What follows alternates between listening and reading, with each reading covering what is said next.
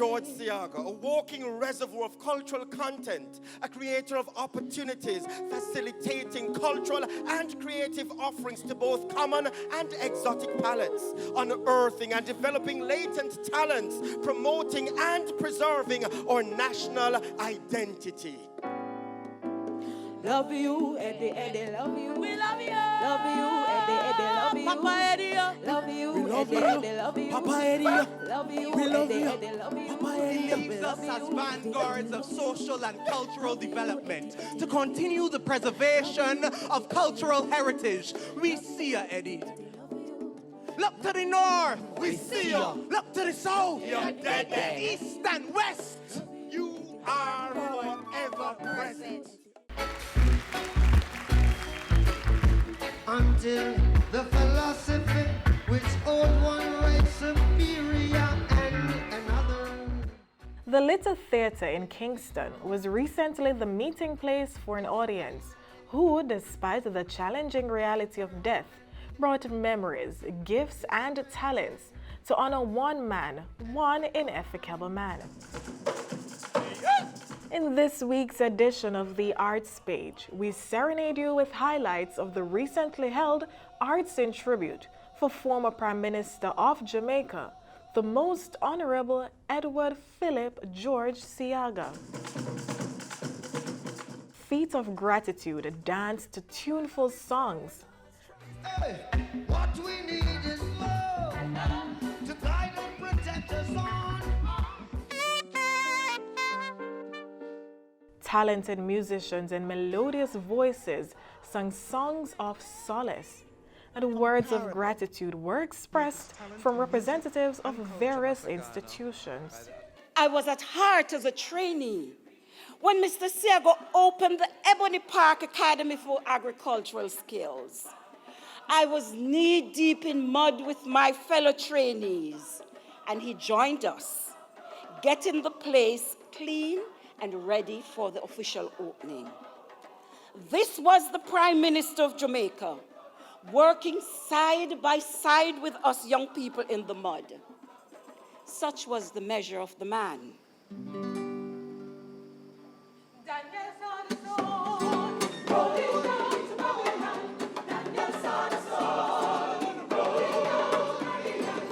Mr. Siaga served as the Distinguished Chancellor of our university from 2010 to the time of his passing on May 28, 2019.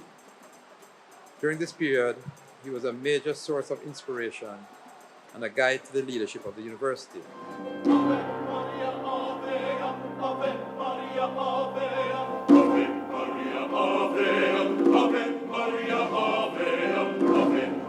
He was one of our distinguished fellows and a productive member of the Mona academic community. But most importantly, he will be remembered as a fierce advocate of quality education for all.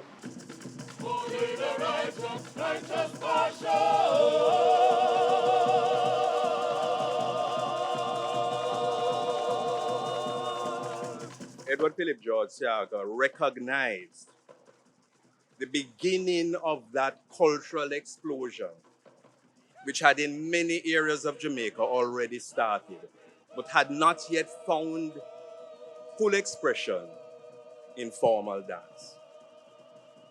And thus he became the patron of the National Dance Theatre Company. Edward Siaga was our last living patron, so of course he plays a very important role in what you see here as the National Dance Theatre Company's home.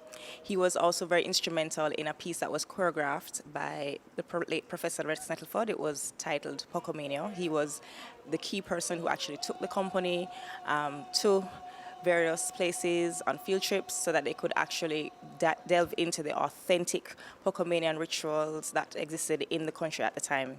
And there's a funny story about him coming backstage correcting dancers on the step, so much so that that particular step was called the Siaga step. I remember when we used to sit in a government yard in Trenchtown. I remember in the 1960s when I was inspired by him to become a member of in those days we had groups. Like St. Andrew, we had about 6 groups. And those groups would form the St. Andrew Cultural Development Committee. Because he wanted the grassroots people to be involved in it. You know, I can never forget, he is a real cultural icon. Mr. Seaga know me very well. He played a good part in our music. That's why I'm here tonight, to show my respect to him, you know? Oh, what a blessing we have received, to have been so privileged to share such wonderful moments. We salute a great man who developed institutions, who developed people, who developed communities, and an entire nation. A unique style.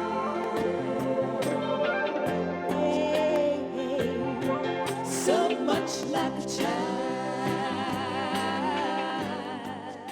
You know, what he did for revivalism in Jamaica, what he has done for reggae music in Jamaica, what he has done for our communities all over. So it was a fitting tribute. Right now, Mr. Seaga is proud.